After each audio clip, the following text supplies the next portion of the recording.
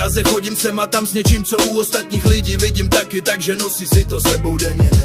Někdo jako kamínek, druhý balvan, co sotva drží, nekoukej se, tak stejně ho nevidíš, dokud nepochopíš, co je to zač mít v sobě něco, co buď se drží a chceš to nosit, a nebo se toho chceš bavit, v obou případech je to jednoduché, je to prostě moc složité, jo. Život je krásnej, přece tak ho užívej, z ničeho si velkou hlavu nedělej, stejně jednou skončí, už je takovej já.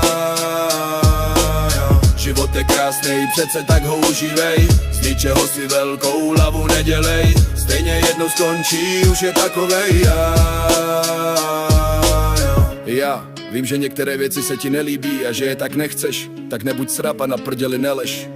Pojď, chceš něco, tak pojď, udělej ten krok, jdi tomu naproti, jestli to tak cítíš, bojuj za to, je to osud. Pak budeš brečet, kde si mohl být dosud. Ať práce, rodina, láska, party, všichni ten pocit známe. Jo, život je krásnej, přece tak ho užívej, z ničeho si velkou hlavu nedělej, stejně jednou skončí, už je takovej já.